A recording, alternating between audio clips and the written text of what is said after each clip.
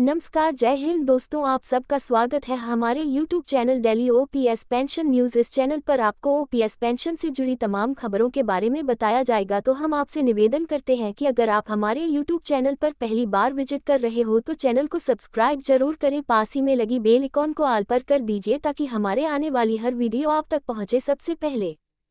Old pension scheme new update 2023, pension धारकों के लिए बड़ी खुशखबरी, सभी को मिलेगा पूरा पेंशन पैसा। देखे सुप्रीम कोर्ट का फैसला। जैसे जैसे पुरानी पेंशन योजना ऑप्स पर वापस जाने की मांग अधिक लोकप्रिय हो रही है, अधिक से अधिक राज्य इस बदलाव के लिए अपना समर्थन व्यक्त कर रहे हैं। हमारे देश के कई राज्य जैसे राजस्थान, छत्तीसगढ़, झारखंड, पंजाब और हिमाचल प्रदेश पहले ही ऑप्स या वृद्धावस्था पेंशन योजना को बदलने की प्रक्रिया शुरू कर चुके हैं। इस बदलाव ने पेंशन लाभ और वित्तीय स्थिरता के बारे में जीवंत बहस और चर्चा शुरू कर दी है। अगर आप केंद्रीय कर्मचारी हैं और केंद्र सरकार की इस पुरानी पेंशन स्कीम का लाभ उठाना चाहते हैं तो आज का ये लेख इस मामले में आपकी काफ़ी मदद कर सकता है, क्योंकि आज के इस आर्टिकल में हम आपको केंद्र सरकार की पुरानी पेंशन स्कीम के बारे में पूरी जानकारी देने जा रहे हैं। केंद्र सरकार की पुरानी पेंशन योजना ऑप्स के बारे में पूरी तरह से जानने और इसका लाभ उठाने के लिए आपको हमारे आज के लेख को अंत तक पढ़ना होगा। तो चलिए हमारे आज के लेख को शुरू करते हैं। पुरानी पेंशन योजना अपडेट। इन बढ़ती चिंताओं के जवाब में केंद्रीय वित्त मंत्रालय ने पेंशन मुद्दे की जांच के लिए अप्रैल में एक समूह बनाकर पूर्वव्यापी कार्रवाई की।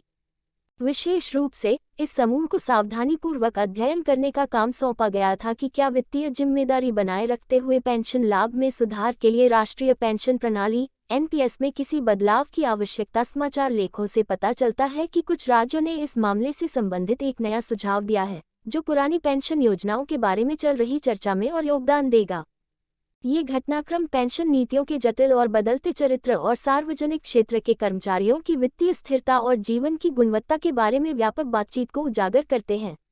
दोस्तों, आपकी जानकारी के लिए हम आपको बताना चाहेंगे कि पुरानी पेंशन स्कीम एक ऐसी स्कीम है जिसके तहत सरकारी कर्मचारियों को लाभ के तौर पर पैसा मुहैया कराया जाता है।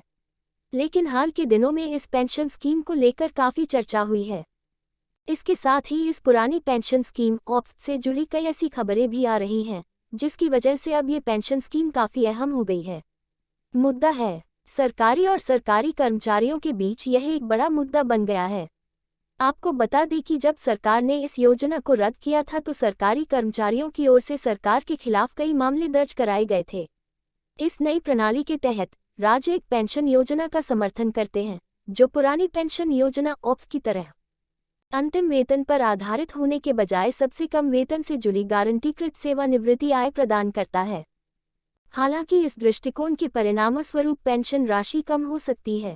ये सेवानिवृत्त लोगों को निश्चितता और आश्वासन प्रदान करता है। कुछ संदर्भ प्रदान करने के लिए पारंपरिक पुरानी पेंशन योजना में, जो एक परिभाषित लाभ योजना है, सरकारी कर्मचारियों को आमतौर पर अपने अंतिम वेतन का 50% पेंशन के रूप में मिलता है।